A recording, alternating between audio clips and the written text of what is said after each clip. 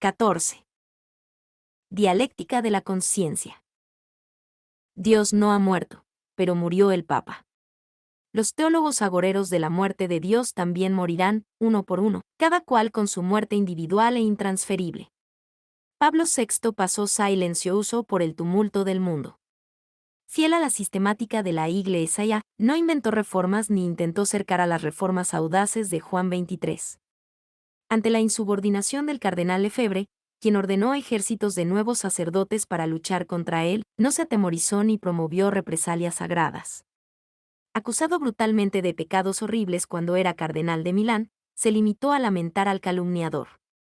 Daba la impresión de un Júpiter envejecido, que no disponía más de fuerzas para lanzar los rayos de la ira mitológica sobre los atrevidos.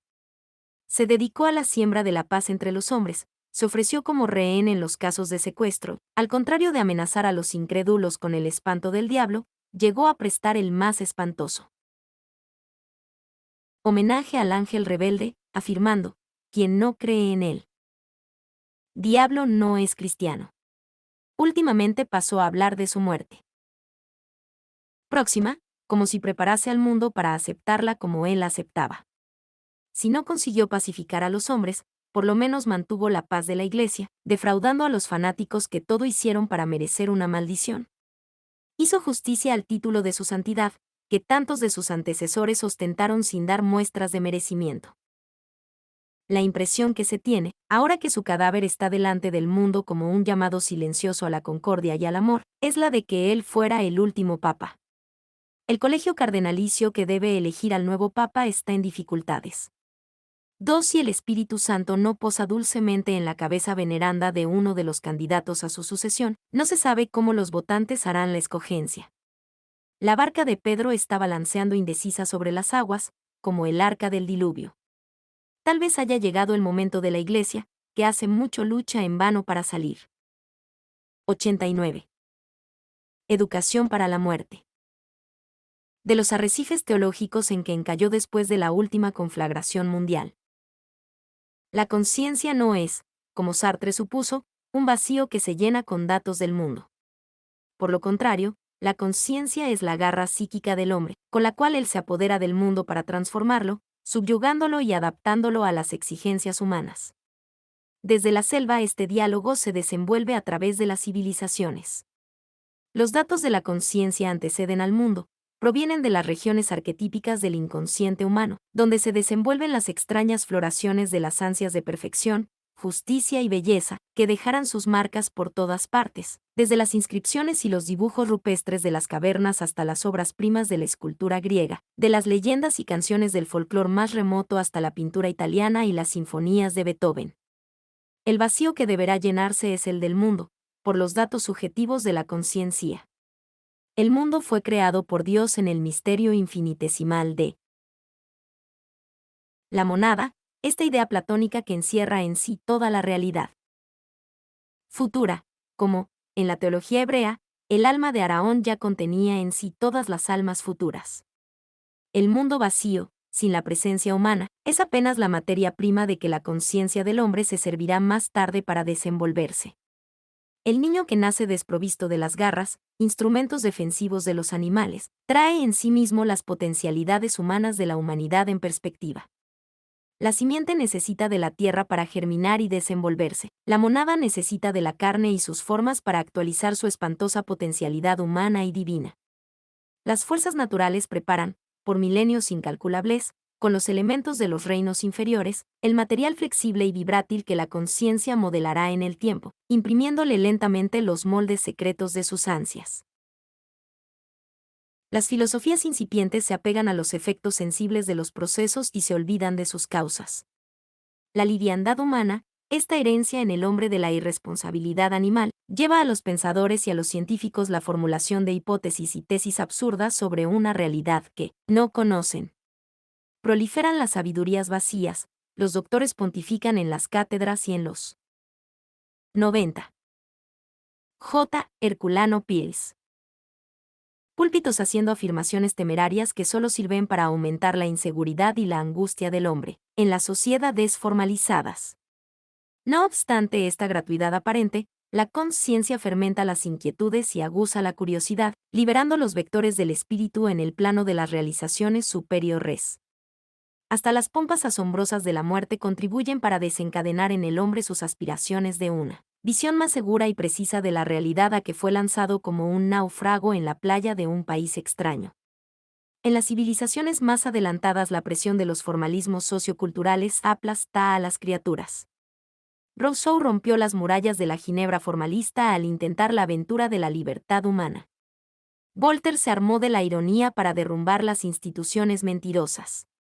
La conciencia se definió como amenaza peligrosa en los burgos y en los castillos, inflamando en los hombres el amor sacrificio por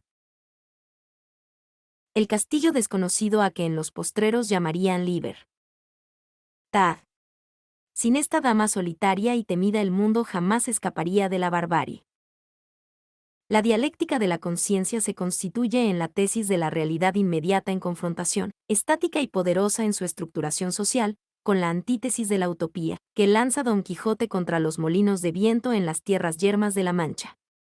Sancho será el contrapeso que ablandará sus excesos en la búsqueda de Dulcinea. El desafío de la tierra lleva a los hombres a soñar y a delirar. Y a pesar de todas las condenas de la sociedad acomodada y estática, el Quijote avanza impávido, transfigurado por el amor, en la conquista de su ideal. Aún hoy los hombres se matan, galopando en sus rocinantes de acero, contra todos los poderes de la sociedad real, armada de explosivos atómicos, para salvar a la gente oprimida en el castillo. Los intereses bastardos parecen haber asfixiado todas las esperanzas humanas. Más las ansias de la conciencia, que brotan de las profundidades del alma humana, no cesan de sacudir y minarlas. Estructuras del presente con los sueños del futuro. Nada detiene ni podrá detener a las fuerzas secretas de la conciencia, vectores imponderables que transfiguran la realidad material del mundo. 91. Educación para la muerte. El apego humano a la realidad concreta es consecuencia natural del condicionamiento animal de la especie, que a su vez proviene de la unidad del cosmos, de la totalidad de lo real, que solo se fragmenta en la percepción sensorial. Las pesquisas astronáuticas confirmaron esta unidad ya percibida por los griegos y confirmada rigurosamente por el desenvolvimiento actual de la física, de la biología y de la psicología. Los especuladores filosóficos del pluralismo se pierden en las discusiones bizantinas sobre una realidad caótica jamás comprobada. La multiplicidad que visualizan a distancia en la infinitud cósmica o en la variedad microscópica se resuelve, naturalmente, en la comprensión de la naturaleza orgánica de la realidad única. Cuando pasamos del politeísmo al monismo lo hacemos por el simple motivo de haber superado la ilusión sensorial de la multiplicidad. Kardec resolvió este problema a través del encadenamiento natural de las cosas y de los seres, con este principio gestáltico: todo se encadena en el universo. Este encadenamiento es el fundamento del orden universal, sin el cual no habría lógica en la realidad y el conocimiento y la ciencia se tornarían imposibles. Cassirer recuerda que la fe en el orden universal equivale, en la ciencia, a la fe religiosa en un Dios único. Ambas no podrán ser probadas por ninguna pesquisa, mas se imponen a nosotros por necesidad lógica. Actualmente, con el acelerado desenvolvimiento de las pesquisas parapsicológicas, no hay como negar la superación de sensación psicofisiológica por la percepción extrasensorial de la mente, que penetra en todas las dimensiones de lo real comprobando y justificando las espantosas intuiciones de los griegos en la antigüedad. La concepción monista del universo corresponde a la concepción monoteísta. Dios es uno porque es conciencia cósmica, no en figura humana, sino en un dinamismo conciencial abarcante, que todo lo envuelve, de manera que al mismo tiempo supera la realidad universal y en ella se entraña. Por esto, como quería Flamarjou, Dios está en la naturaleza y es naturaleza. No obstante, el hecho de ser naturaleza no obliga a Dios a la materialidad. La diferencia entre Dios y la naturaleza es cualitativa, su cualidad conciencial lo distingue de la cualidad material. 92. J. Herculano Pires. De la naturaleza. Spinoza ubicó bien este problema en su teoría de la natura naturata y de la natura naturans, correspondientes a los principios platónicos de sensible e inteligible. Pero esto no implica una división de la naturaleza de Dios, que es una. Como en Platón, la naturaleza ideal de Dios se refleja en el universo como proyección creadora. Esto nos lleva a la teoría del ílem creador de Bergson, este impulso vital que penetra en las entrañas de la materia para producir la vida. Y llevándonos también a la teoría estética de Hegel, en que lo bello se infiltra y se desenvuelve en la creación artística, desde las formas primitivas y monstruosas del arte hasta el equilibrio armonioso del arte clásico. Es evidente la relación de todos estos pensamientos con el problema de la muerte, en que la vida anima los cuerpos materiales y los lleva a toda la perfectibilidad posible, como quería Kant, para después revertir los elementos vitales, con la muerte, a nuevas experiencias creadoras. Sobre las teorías de Platón y Aristóteles, Tomás de Aquino y San Agustín forjaron las bases de la teología cristiana, despreciando el pensamiento griego y desfigurando los principios del Cristo en la retorta de los dogmas sincréticos sacados de modelos paganos. De estos intentos atrevidos surgieron las religiones del miedo y de la muerte, que llevaron a la civilización terrenal a la aberración del materialismo.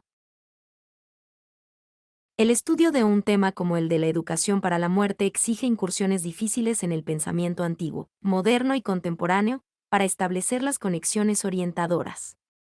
No se podrá entrar en el laberinto sin el hilo de Ariadna en las manos, puesto que el Minotauro puede estar esperándonos. En una fase de transición cultural como la de este siglo, el problema de la muerte exige de todos nosotros un esfuerzo mental muchas veces aturdidor. Pero tenemos que hacer este esfuerzo, para que la vida no fracase en nosotros. La vida nunca fracasa en sí misma, pues la vitalidad nunca se debilita, pero puede fracasar en nosotros. Los que se apegan a su vida, como enseñó el Cristo, la perderán, mas los que la pierden por amor a Él la reencontrarán en abundancia. Quien impide el flujo de la vida se suicida en la 93. Educación para la muerte. Barrera de su egoísmo y regresa al círculo vicioso de las reencarnaciones repetitivas. Este será el castigo que el espíritu perezoso se impone a sí mismo. 94. J. Herculano Pires.